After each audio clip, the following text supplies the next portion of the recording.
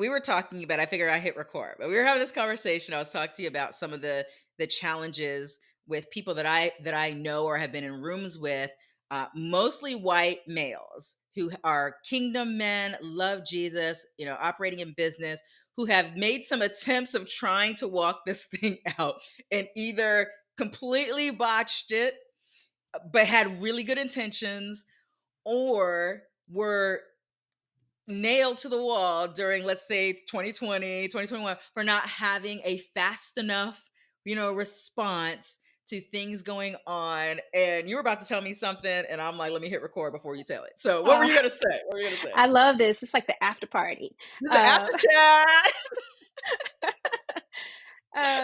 so what I was going to say is that I've seen that happen, right, with a lot of clients, in particular senior leaders. They might be white male, as you mentioned, trying to do something but not really sure, not feeling super confident, and it's met with a not so great response. Maybe it's met with frustration and a lot of emotion. And I think when I look at those situations, I see both sides. I Right. want to first approach or talk about the person who is the person of color, for example.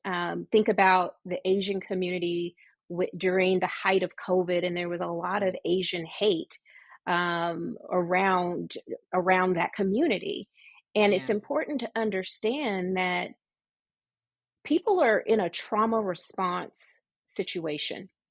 None of us, when we are facing something traumatic, when we are carrying the weight of, when I walk in a room, if I'm Asian, there are some people who are looking at me as my people, or I personally am the cause of COVID. Right. That's hard. That's hard Yeah. to think about. How are people viewing me when I walk in this room? Some people. And those from the Black community, with George Floyd, grieving over yet another tragic loss of life, right? Because George Floyd is the one that we talk about the most, but there were countless others before him and after him. And so every incident is a reliving of the trauma. I'm not a therapist, but you can bring a therapist on, and they can talk about the trauma response. So that's one side. The other side is the person who's well intended, who maybe does not have a lot of information, a lot of personal experience navigating conversations like this. Yes, it's hard, and yes, it's disappointing when we don't when our intentions are not viewed as positive, even though they Right. are.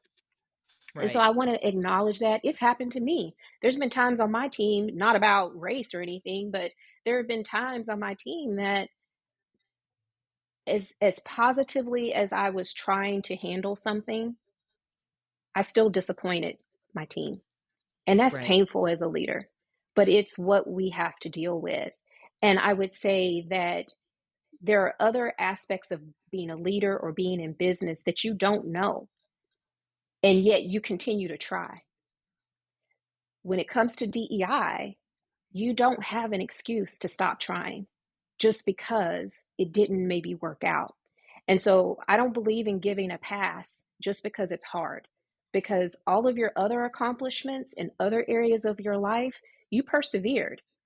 So persevere here too.